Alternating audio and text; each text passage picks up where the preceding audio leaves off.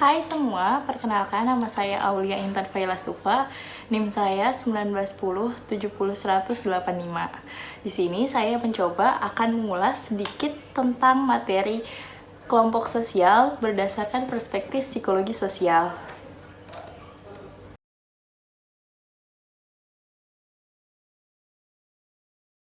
Sosial memiliki naluri untuk berbaur dengan lingkungannya. Hal ini biasa dikenal dengan nama gregariousness atau juga dikenal dengan social animate, atau dalam bahasa Indonesianya kita bisa menyebut hewan sosial.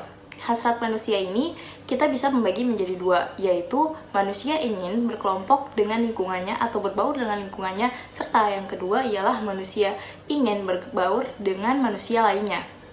Pada prinsip inilah akan terbentuk nanti kelompok sosial, di mana kelompok sosial itu terjadi dalam satu masyarakat.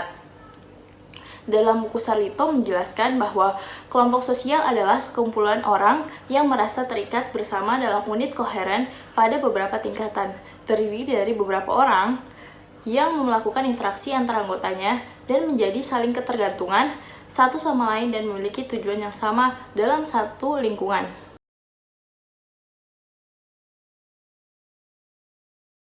Dalam kelompok sosial, Sujono Sukanto sebagai bapak dari sosiologi Indonesia menyatakan pengertian dari kelompok sosial itu sendiri.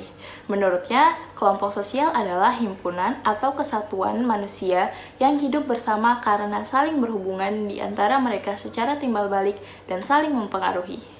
Dalam masyarakat sendiri, kelompok sosial memiliki fungsi untuk menjalankan usaha-usaha dalam mencapai kesejahteraan sosial. Ketika tercapai kesejahteraan sosial, maka akan terbentuklah ketahanan sosial dalam masyarakat, sehingga masyarakat itu tidak akan cepat terguncang apabila ada perubahan dalam segi sosial, politik, maupun ekonomi. Nah, selanjutnya ialah teori pembentukan kelompok sosial.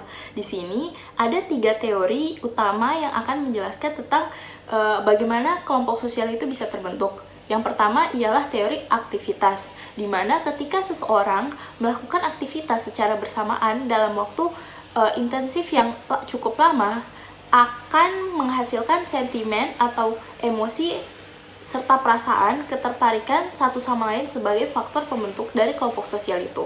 Sebagai contoh, di sini saya mengambil ketika teman-teman mengikuti organisasi, pasti teman-teman akan ketemu dengan orang-orang yang teman-teman rasa itu menjadi teman karib teman-teman sendiri. Itu tuh merupakan dari contoh pembentukan kelompok sosial dari teori aktivitas. Teori yang kedua menjelaskan mengenai alasan praktis, di mana teori ini mengatakan seseorang bergabung dalam suatu kelompok untuk memenuhi beragam kebutuhan praktisnya. Seperti contoh, orang masuk dalam kelompok tertentu karena ingin mendapatkan rasa aman serta menunjang kebutuhan hidupnya itu sendiri. Yang ketiga ialah teori hubungan pribadi. Teori ini sering disebut dengan VROB, yaitu Fundamental Interpersonal Relation Orientation Behavior. Inti dari kelompok ini untuk memenuhi kebutuhan pokok dari hubungan pribadi. Contoh kasusnya ialah hubungan inklusi, yakni kebutuhan untuk terlibat dalam dan tergabung dalam suatu kelompok, dan kebutuhan kontrol, yaitu kebutuhan akan arahan, petunjuk, serta pedoman berperilaku dalam kelompok. Sebenarnya, dalam teori pembentukan sosial ini ada beberapa lagi, tetapi yang saya rasa sangat penting dan sangat sering kita jumpai dalam masyarakat adalah 3 teori ini.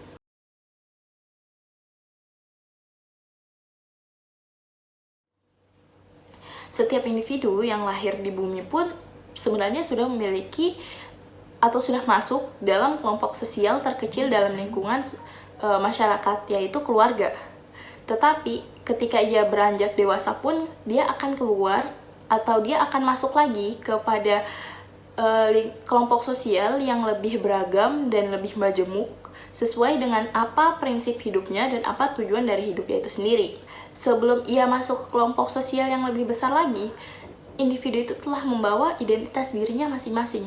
Siapakah saya dan apa nilai-nilai yang saya pegang. Dalam masyarakat Indonesia, identitas diri itu ditentukan atau faktor terbesarnya dari lingkungan keluarga. Tetapi kita tidak bisa sama ratakan semua orang memiliki identitas diri berdasarkan dari pengaruh keluarganya.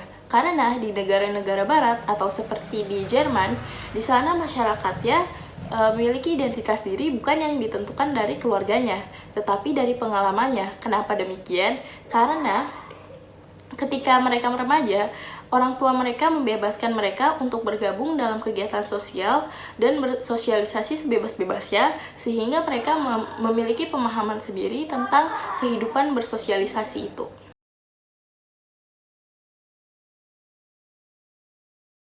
Selanjutnya kita masuk pembahasan terakhir, yaitu mengenai pembuktian dari kelompok sosial itu sendiri. Kita mengambil contoh kasus yang ada di kota Yogyakarta, yaitu kelompok sosial waria. Kelompok sosial ini mendirikan pesantren yang bernama Pesantren Al-Fatah. Dasar terbentuknya pesantren ini ialah keresahan para waria yang ingin memperdalam agama Islam serta ingin beribadah kepada Allah, tetapi mereka tidak memiliki tempat karena tidak diberi tempat oleh masyarakat tempat tinggalnya.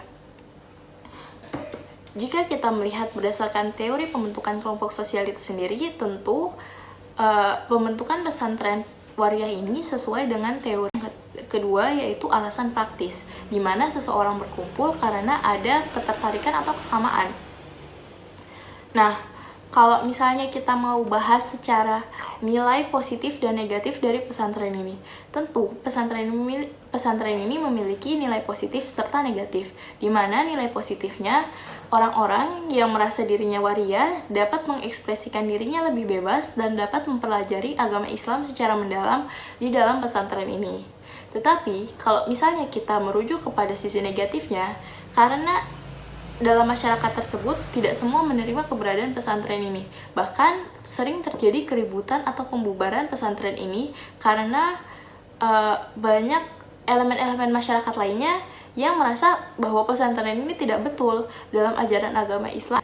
Nah, sekian materi dari saya. Semoga dengan adanya video ini, teman-teman dapat memahami materi kelompok sosial dalam perspektif psikologi sosial. Mohon maaf apabila ada salah kata.